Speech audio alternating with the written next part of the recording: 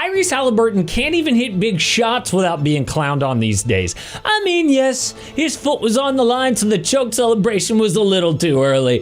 But Jason Tatum can rest now. Haliburton is the corniest player in the league. Really? The greatest comeback in playoff history? Man can't even celebrate? Even wearing a Hali jersey will get trash thrown at you these days. People just love to hate on this man. But it's not just the fans, it is the players who do not respect his game, which is not new for Haliburton. College scouts didn't respect his game in high school, he wasn't recruited. NBA GMs didn't respect his game in the draft, he fell. But conference finals yet again. So is this just a fluke? Or is people's hate blinding them to how good Haliburton actually is? Well, can you believe, according to an advanced stat site called Unpredictable, the Pacers have 3 of the top 7 all-time playoff comebacks since 1977, all in the last 2 weeks. The Bucks come back round 1, Cleveland round 2, and now this Knicks game. But who is in the middle of all of it? Tyrese Haliburton. He's the most clutch player in the game. With the game on the line, Hali is 12-2 this season, an 86% field goal percentage. For context, Michael Jordan was 46% in his career. And when he hits the shot, he talks trash in their face. No wonder they hate him. So a lot has been made about the Athletics anonymous player poll, where a bunch of players voted Hali most overrated. But it makes sense. But the conference finals have been good so far. Even better, every single night guaranteed when I play underdog, because when I've got a little on the line with pick'em, where I pick higher or lower for stats for whatever game I'm gonna watch that night, guaranteed I'll have a lot more fun, especially if I'm playing one of their original games. Lately, I've been into ladders, where you build your team, and the better they do, the more you can win, up to 100x. So let me give you my 2 picks for tonight. First up is Mikal Bridges, lower on his points and assists, and then Obi Toppin, higher on his points, rebounds, and assists. And best of luck if you're tailing those picks. Check out this map. Underdog's available in all these highlighted states. I live in Texas, used to live in California. Florida's got champions. By the way, if it's your first time signing up, nothing helps out the channel more than using the promo code AMHOOPS. Also, you get up to $1,000 in bonus cash and a special free pick.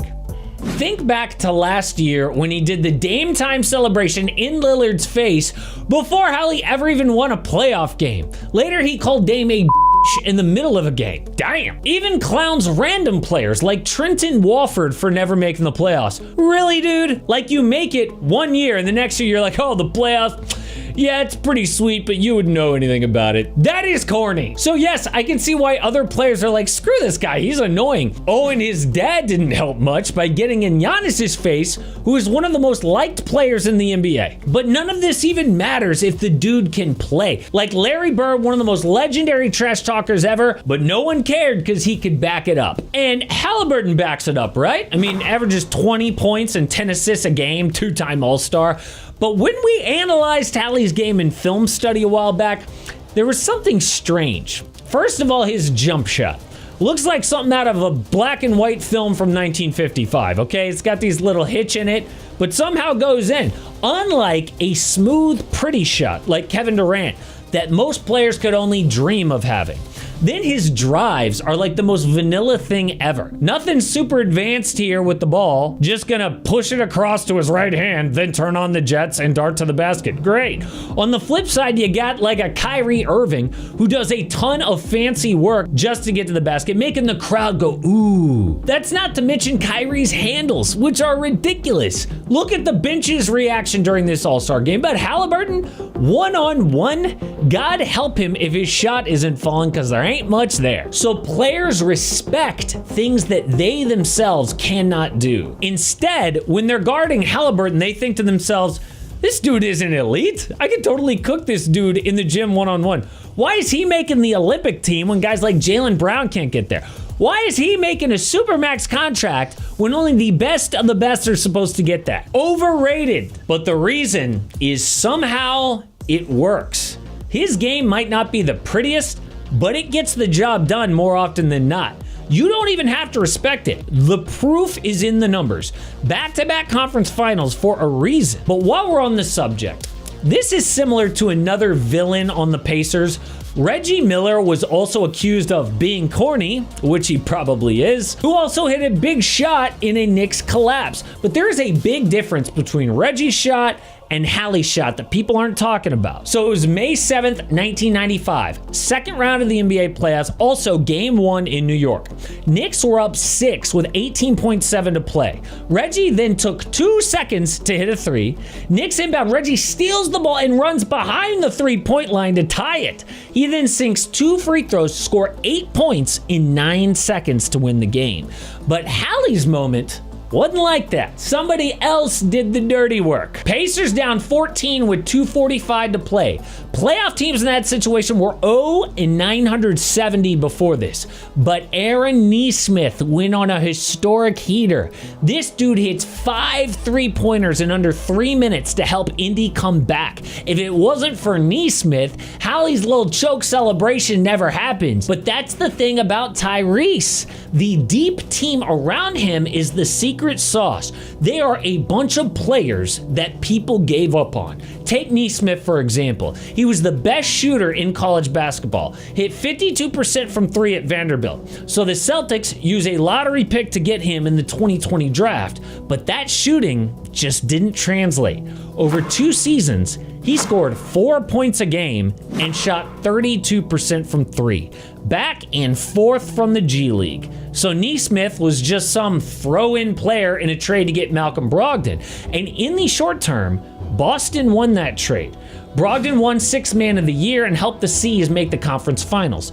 But in the long term, not great, because Nesmith's shot finally woke up. This year, he hit 43% from downtown, 54% in these playoffs. Plus, he leads the Pacers in playoff rebounds. Yo, he's 6'5", 3-and-D wing like that is hard to find in the NBA. C's messed up. Another one is Obi Toppin, who the Knicks gave up on. Must have felt so sweet throwing down those lobs in the Garden. But then there's Pascal Siakam, who is never mentioned when people talk about stars. Do you notice that? Even though dude was the second best player on a championship team, he's still underrated. But he gets to Indy in a trade last year, doesn't try to take over the team as the big vet. He just fills in what the Pacers don't have. For example, the only Pacer who can play in isolation, in the post, get around his man to the basket or a mid-range turnaround J.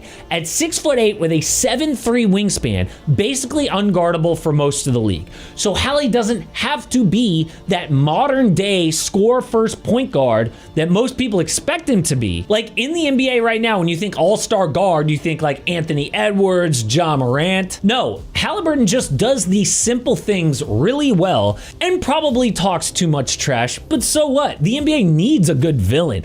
All this talk about face of the league, Anthony Edwards, Victor Wembanyama, what about villain of the league? Hali is actually the perfect player for this.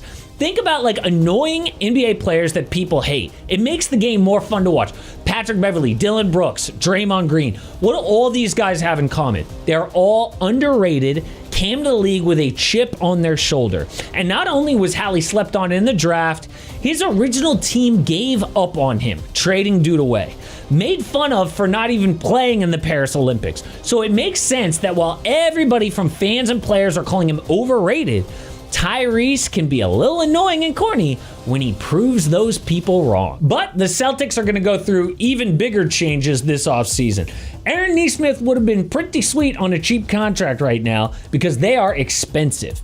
And now with Jason Tatum out with that Achilles tear, Boston has to trade some established stars. So which guys are most likely to be gone this summer?